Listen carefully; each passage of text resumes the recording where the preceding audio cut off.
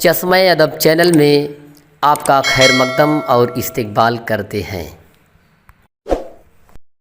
میں ہوں وسیم انصاری اور آپ دیکھ رہے ہیں اپنا فیورٹ یوٹیوب چینل چشمہ ادب۔ چشمہ ادب کے ناظرین کو وسیم انصاری کا محبت و بھرا آداب۔ السلام علیکم ورحمۃ اللہ وبرکاتہ۔ دوستوں، آج میں کلاس 12 کے طالب علم کی خدمت میں چک بست لکھنوی کی خوبصورت غزل سوری سے دیر و حرم سے جب پریشاں ہو گئے، کچھ سمجھ کر ہم سریکے بزم رندہ ہو گئے کی خوبصورت پرفیکٹ اور جامع تصریح لے کر طلباء کی خدمت میں حاضر ہوں۔ اگر اب تک آپ نے ہمارے چینل چشمہ ادب کو سبسکرائب نہیں کیا ہے تو اسے فوراً سبسکرائب کریں، لائک کریں، دوستوں میں شیئر کرنا نہ بھولیں، بیل آئیکن کی بٹن کو ضرور دبائیں جس سے ہماری آنے والی ویڈیو کی نوٹیفیکیشن آپ کو وقت پر ملتی رہے۔ آئیے چک بست لکھنوی کے ایک خوبصورت شعر سے اپنے سفر کا آغاز کرتے ہیں۔ کبھی چک بست نے کہا تھا، اس کو ناقدری عالم کا صلہ کہتے ہیں، اس کو ناقدری عالم کا صلہ کہتے ہیں، مر چکے ہم تو زمانے نے بہت یاد کیا، مر چکے ہم تو زمانے نے بہت یاد کیا۔ آئیے اسی کے ساتھ غزل کا مطلع ملاحظہ فرمائیں۔ چک بست مطلع میں کہتے ہیں، سوری سے دیر و حرم سے جب پریشاں ہو گئے، کچھ سمجھ کر ہم سریکے بزم رندہ ہو گئے۔ چک بست کہتے ہیں سوری سے دیر و حرم سے جب پریشاں ہو گئے، کہتے دیر و حرم، دیر یعنی کہ مندر، حرم یعنی کہ مسجد۔ چک بست کہتے ہیں کہ مندر اور مسجد کے شور و گل سے جب میں پریشان ہوا، جب میں نے یہ دیکھا کہ مندر والے مسجد والوں کی برائی کرتے ہیں، جب میں نے یہ دیکھا کہ مسجد والے مندر والوں کی برائی کرتے ہیں، ایک دوسرے کی برائی کرتا ہے، تو میں مندر اور مسجد سے پریشان ہو گیا، تنگ آ گیا۔ جب میں نے دیکھا کہ ایک مذاہب کا ماننے والا، ایک مذہب کا ماننے والا دوسرے مذہب کی برائی کرتا ہے تو میں تنگ آ گیا، اور تنگ آنے کے بعد کچھ سمجھ کر ہم سریکے بزم رندہ ہو گئے۔ تب جا کر کے میں نے رندوں کی محفل میں شرکت کر لی، شرابیوں کی محفل میں جا کر کے میں شامل ہو گیا، کیونکہ میں نے یہ دیکھا کہ شرابی جو ہوتے ہیں انہیں صرف شراب سے مطلب ہوتا ہے، وہ کسی کی برائی نہیں کرتے، کسی کی شکایت نہیں کرتے ہیں، وہ شراب پی کر کے مست اور مگن رہتے ہیں۔ یہی سوچ سمجھ کر کے میں نے شرابیوں کی محفل میں شرکت کر لی، جا کر کے میں شامل ہو گیا۔ آئیے اسی کے ساتھ آگے بڑھتے ہیں اور چلتے ہیں چک بست کی غزل کے دوسرے شعر پر۔ درد الفت زندگی کے واسطے اکثیر ہے۔ چک بست کہتے ہیں درد الفت، الفت کا درد، محبت کا درد زندگی کے واسطے، زندگی کے لیے اکثیر ہے، ایک کامیاب دوا ہے، ایک کارگر علاج ہے۔ خاک کے پتلے اسی جوہر سے انسان ہو گئے، مٹی کے پتلے، مٹی سے انسان بنایا گیا ہے۔ چک بست کہتے ہیں خاک کے پتلے اسی جوہر سے انسان ہو گئے، کہتے ہیں درد الفت زندگی کے واسطے اکثیر ہے۔ چک بست کہتے ہیں جو درد الفت ہے، جو الفت کا درد ہے، جو محبت کا درد ہے، جو محبت کی تڑپ ہے، جو محبت کی کشش ہے، یہی جو ہے زندگی کے لیے ایک کامیاب دوا ہے، ایک کارگر علاج ہے۔ چک بست کہتے ہیں خاک کے پتلے اسی جوہر سے انسان ہو گئے۔ چک بست کہتے ہیں کہ اس مٹی کے پتلے کے اندر یہی ایک جوہر ہے کہ اس کے اندر محبت ہے، محبت کا درد ہے، محبت کی کشش ہے، اس لیے انسان کہلاتا ہے۔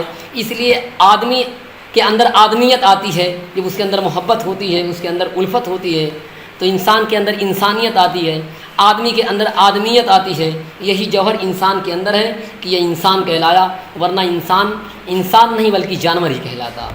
تو آئیے جی کے ساتھ آگے بڑھتے ہیں اور چلتے ہیں اگلے شعر پر۔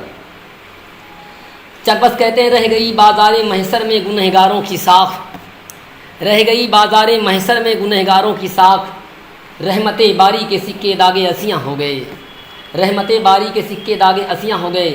چک بست کہتے ہیں جب میدان محشر قائم کیا جائے گا، نفسی نفسی کا عالم ہوگا، صبا نیزے پر جب آفتاب آ جائے گا، ایسے میں رہ گئی بازار محشر میں گنہگاروں کی ساکھ، میدان محشر میں گنہگاروں کی عزت رہ جائے گی، گنہگاروں کی لاج رہ جائے گی۔ ساکھ یعنی کہ عزت، رہ گئی بازار محشر میں گنہگاروں کی ساکھ۔ چک بست کہتے ہیں ایسے عالم میں گنہگاروں کی عزت، گنہگاروں کی جو لاج ہے وہ رہ جائے گی۔ رحمت باری کے سکے داغے اسیاں ہو گئے، خدا تعالیٰ کی رحمتوں کے جو سکے ہوں گے، اسیاں یعنی کہ گنہگار، رحمت باری کے سکے داغے اسیاں ہو گئے، جو اسیاں کے گناہوں کے داغ ہیں، جو گنہگاروں کے داغ ہیں، رحمت باری کے سکے داغے اسیاں ہو گئے، خدا تعالیٰ کی رحمتوں کے سکے ان گناہوں کے داغوں کو ڈھک لیں گے، ان کی عزت رہ جائے گی، ان کی لاج رہ جائے گی۔ خدا تعالیٰ کی رحمتیں اس طرح سے نازل ہوں گی ہمارے اوپر کہ ہمارے گناہ جو ہیں وہ چھپ جائیں گے اور ہماری مغفرت ہو جائے گی، ہمیں جنت الفردوس حاصل ہو جائے گی۔ آئیے اسی کے ساتھ آگے بڑھتے ہیں اور چلتے ہیں غزل کے اگلے شعر پر۔ چکبست کہتے ہیں اپنے دیوانوں سے ملنے کو چلی آئی بہار، اپنے دیوانوں سے ملنے کو چلی آئی بہار، سبز و گل صحن زندہ میں نمایاں ہو گئے، سبز و گل صحن زندہ میں نمایاں ہو گئے، اپنے دیوانوں سے ملنے کو چلی آئی بہار، سبز و گل صحن زندہ میں نمایاں ہو گئے۔ شاعر چکبست لکھنوی کہتے ہیں جب سبزے، جب گل، جب سادابی، جب ہریالی، سبز و گل صحن زندہ میں نمایاں ہو گئے۔ شاعر کہتا کہ جب سبزہ گل صحن زندہ میں نمایاں ہو گئے، جب قید خانے میں تبدیل ہو گئے، جب بہار کی ساری رونقیں ختم ہو گئیں، ہر طرف جب خزاں ہی خزاں کا عالم تھا، سبز و گل صحن زندہ میں نمایاں ہو گئے، سبزے، گل، کلیاں، ساری کی ساری سادابی، گلشن کا سارا حسن و جمال جب زندہ خانے میں، قید خانے میں تبدیل ہو گیا، تو ایسے میں اپنے دیوانوں سے ملنے کو چلی آئی بہار۔ چکبست کہتے ہیں تب ایسے عالم میں بہار اپنے دیوانوں سے ملنے آئی اور ہمارا وطن عزیز ایک بار پھر سے آزاد ہو گیا اور ہر طرف خوشحالی ہی خوشحالی ہو گئی۔ آیت کے ساتھ آگے بڑھتے ہیں اور چلتے ہیں اگلے شعر پر۔ اس تمنا میں کہ آزادی کی دیکھیں گے سحر، اس تمنا میں کہ آزادی کی دیکھیں گے سحر، ہم اسیر کلفت سب ہائے زندہ ہو گئے۔ چکبست لکھنوی کہتے ہیں اس تمنا میں کہ آزادی کی دیکھیں گے سحر۔ چکبست کہتے ہماری تمنا یہ تھی، ہماری خواہش یہ تھی، ہمارا تقاضا یہ تھا کہ ہم آزادی کی سحر دیکھیں، ہم آزاد صبح کو دیکھیں، آزاد ہندوستان کو دیکھیں، آزاد ہندوستان کی آزاد صبح کو دیکھیں۔ ہم اسیر کلفت سب ہائے زندہ ہو گئے۔ قید خانے کی جو مشکل راتیں تھیں، قید خانے کی جو سخت راتیں تھیں، قید خانے کی جو ظلم سے بھری ہوئی راتیں تھیں، اس راتوں کی اسیری کو، اس راتوں کی قید کو ہم نے اس لیے برداشت کیا کہ جب ہم قید خانے کے اندر جائیں گے تو آزادی کے راستے یہیں سے نکلیں گے، شہر کا نور یہیں سے پھوٹے گا۔